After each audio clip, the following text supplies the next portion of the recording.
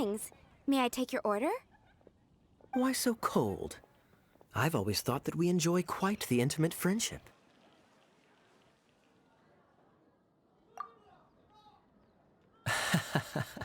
It seems your great battle sharpened not only your combat skills, but your wit as well. A knight after my own heart. To bask in the presence of Mondstadt's new big hero is quite the morale boost. And that's coming from a knight. Sweet-talking, sugar-coated Captain Kaya. Nonsense. I speak from the heart. Just looking for a quiet spot to collect my thoughts. While all the other knights are working hard to clean up after the battle? Thinking can be an arduous task, you know. Believe me, I'd much rather be taking out the trash. So what you thinking about then? The Abyss Order. A dragon wreaks havoc in Mondstadt, and the acting Grand Master leaves the city to combat the threat. Strategically, that's the perfect moment for the Abyss Order to make their move. If you were the Abyss Order, would you squander this golden opportunity by sending in nothing more than a few hilly churls?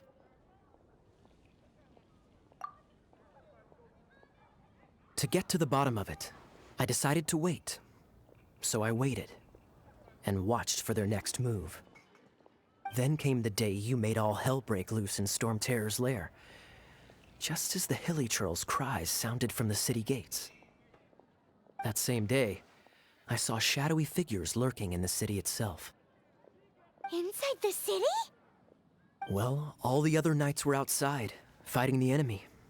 As you can imagine, that left the inside of the city completely unguarded. Except for me, of course. And so I approached the Abyss Order infiltrators for a bit of, let's call it fraternizing. Through various means, I managed to gather some rather interesting intel. The situation is this. The Abyss Order. They are united under a single leader. The Abyss Order has a leader? Yes. And it was this very leader who devised the plot to turn Dvalin into a weapon of war. What exactly did you have to do to find this out? Let's just say I'm blessed with certain linguistic powers. There's more. The Abyss Order has a name for this leader. They call her the Princess. Now, I'm sorry to cut this intelligence briefing short, but I do believe I spy Amber heading this way. I think she's still angry with me for my absence from the defense effort during the attack. I'd better slip away before she notices me.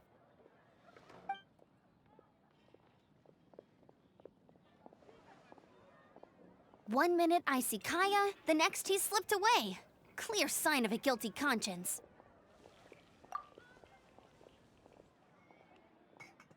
Are you sure? Because that sounds like exactly what he'd say to talk himself out of trouble. But let's forget about him. I worked super hard today, and my tummy's rumbling. Let's order. Hi, Sarah. 1 sticky honey roast, please. So, now the Storm Terror threat is behind us. What are your plans for the next step? Paimon thinks it's time to leave Mondstadt and keep looking through the 7 nations until we find clues about his sister. Huh, really? Oh, well, I guess this is goodbye for now.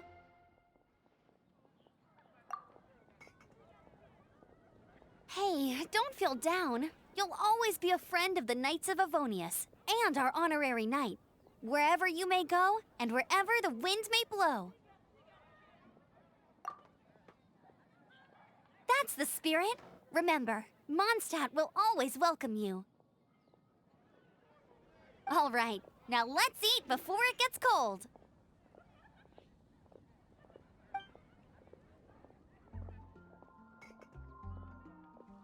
That was good. Note to Paimon, Amber's recommendations are worth the wait. Of course. Well, I don't trust myself in the kitchen. You can always trust me with the menu. Oh, I almost forgot to mention.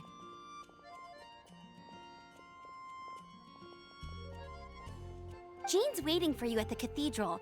It's something to do with the Holy Lyre de Himmel. You'd better head there now.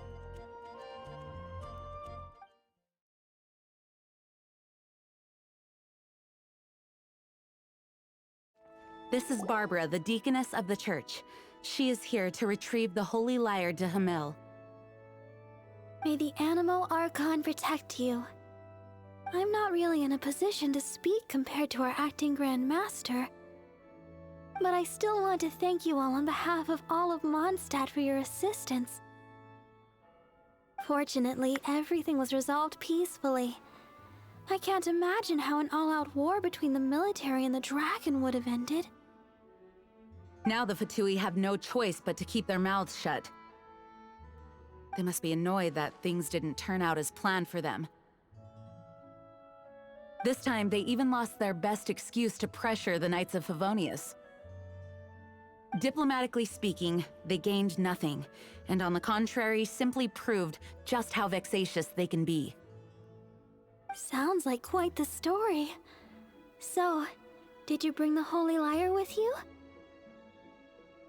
We cannot ask you to keep defending the lyre forever. The Seneschal has been pressing me for a while now. We, did bring it with us. It's a little... Oh, don't worry. I'm not here to collect rent. The church has always received special funding.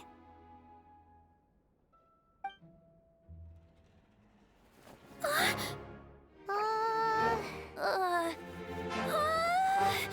Holy Lyre! Lord Barbados! Even if I atone for these sins for the rest of my life, it would still not be enough! Oh, give it here.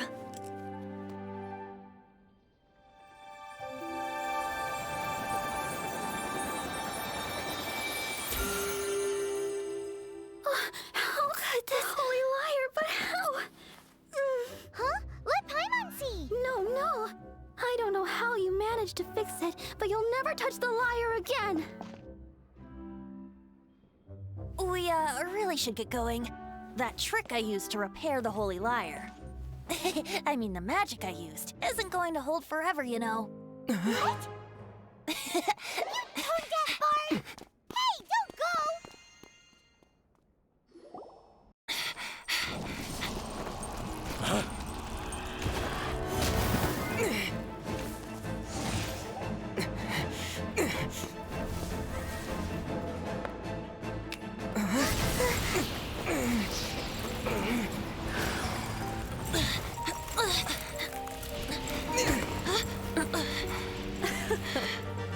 At last, Mondstadt's rodent ruler in the flesh. Scurrying through the streets looking for leftovers? Mondstadt calls this a god? Resident rodent beats invasive vermin. Don't you dare speak back to me, insolent bard. Absentee Archon of Mondstadt. How impotent you've become. That smirk you wear looks out of place. Did you steal it from your master's face? You should have held your tongue.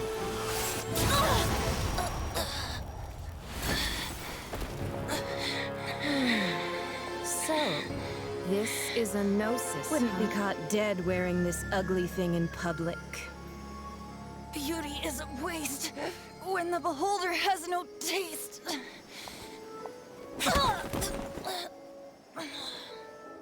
Venti! Well, we have what we came here for. Come, before our dear Favonian friends arrive. Leave nothing for them to find.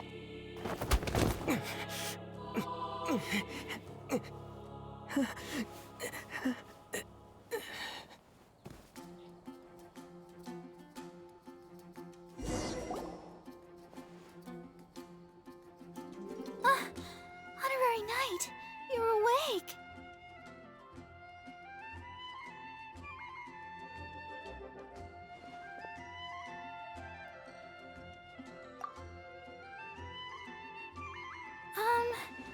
I wouldn't say he's alright, exactly. I found you lying unconscious outside the cathedral and used my elemental powers to heal you. That bard awakened first, but strangely, my healing powers had almost no effect on him. This is the first time I've encountered such a patient, but he just said, "It's completely normal," and then got up and left the cathedral. He left? Already? Where'd he go? The symbol of Mondstadt's hero. That's what he said. I wanted to stop him, but Jean, I mean, Master Jean, said to let him leave. How strange. Paimon remembers Venti healing under that tree before. It's probably due to the connection between Windrise and the Animal Archon. Master Jean has figured it out as well, but we can't tell Barbara.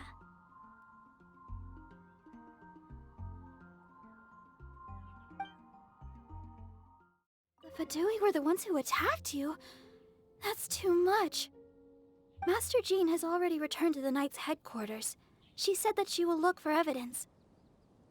But she also said that if the Fatui didn't leave any traces, the Knights might find it difficult to lodge a complaint against them.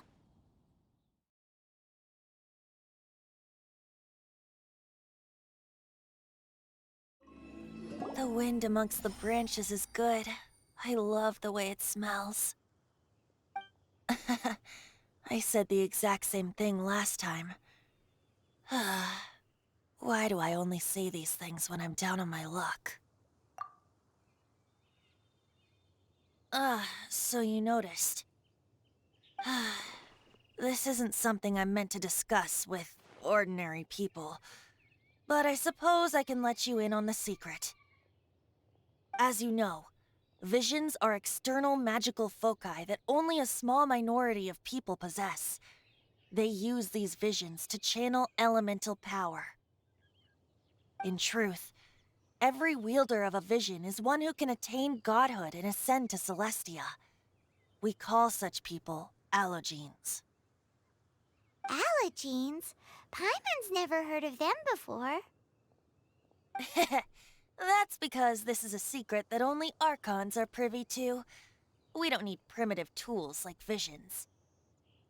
Instead, each Archon has an internal magical focus that resonates directly with Celestia itself, known as a gnosis. It's just a glowing glass ball I carry around to avoid suspicion.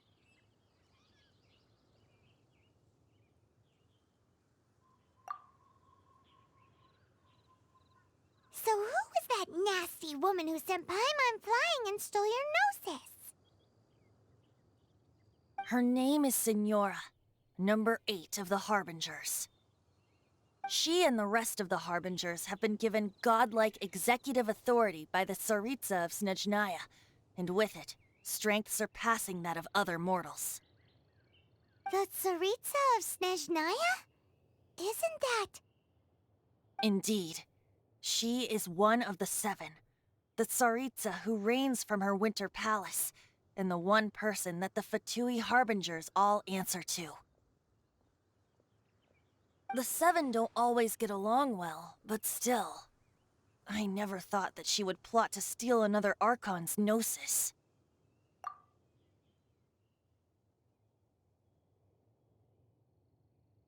How should I put this? 500 years ago, I knew her well, but I can't say the same is true now. You see, a certain catastrophe happened 500 years ago, and after that, she cut off all ties with me. But we can save discussion of the Cryo-Archon and the Fatui for another day. If you seek the rest of the 7, many difficulties lie ahead of you still. You should head for Mondstadt's neighboring nation of Liyue. The Geo-Archon who reigns there, unlike me, administrates his entire region personally. He only descends once every year to give his divine predictions, which set the direction for Liyue for the rest of that year. Even so, it sounds like he works much harder than a certain someone, In any case, this year's Rite of Descension is soon to begin. If you miss it, you'll just have to wait another year. What? Oh, why didn't you tell us before? Well, then bye! We're going! One moment, Windborn Outlander.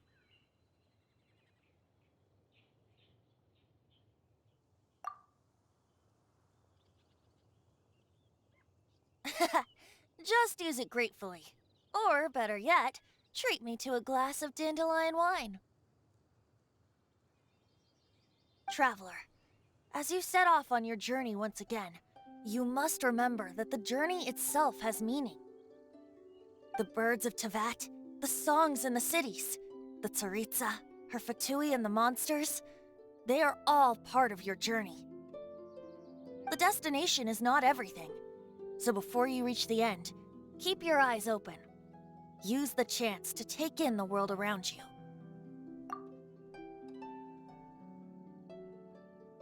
Great. So, that's that for the Animo Archon's admonishments.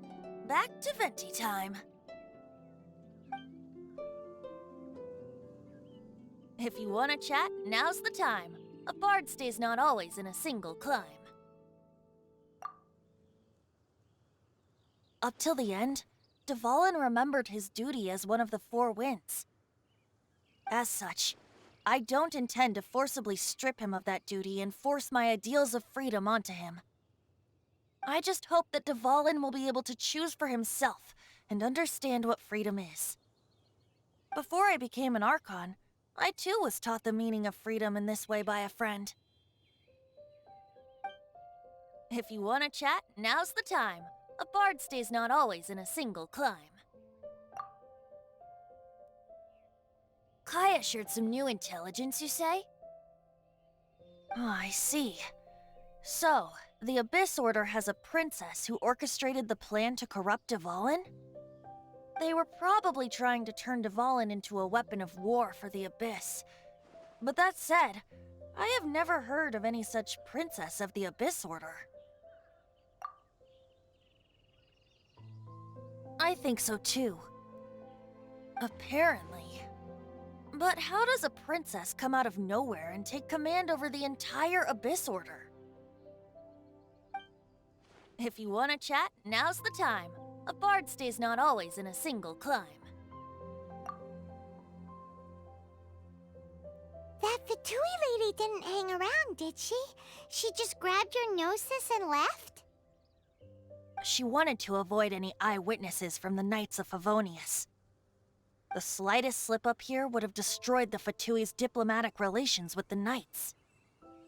So they're just gonna keep acting like Mondstadt's allies as if nothing happened? If only the Seven Nations had banded together against the Abyss Order in the first place.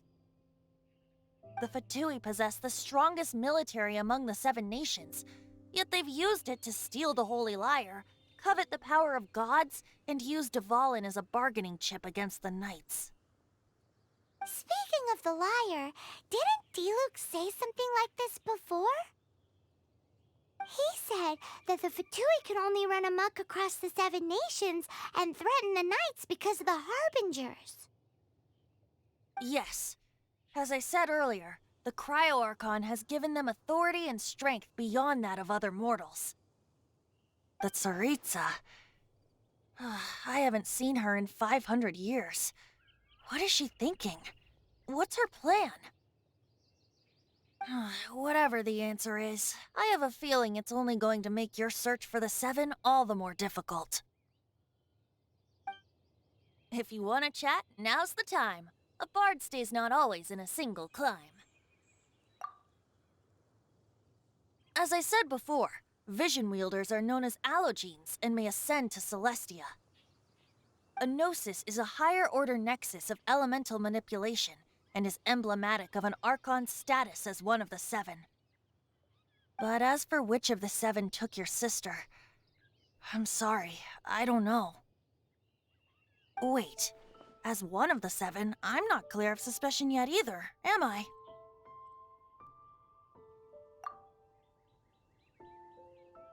Hang on a hot second. Tone Deaf Bard is just one of Barbados' many incarnations. Who's to say that...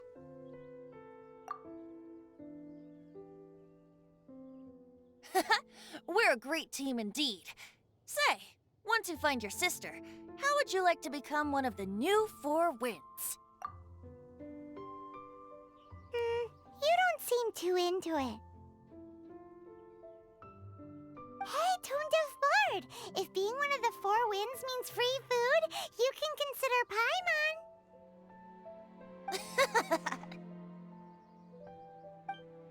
If you want to chat, now's the time. A bard stays not always in a single climb. Well then, best be off to Liyue. If the dissension ritual you failed to tally, then another year you must dally.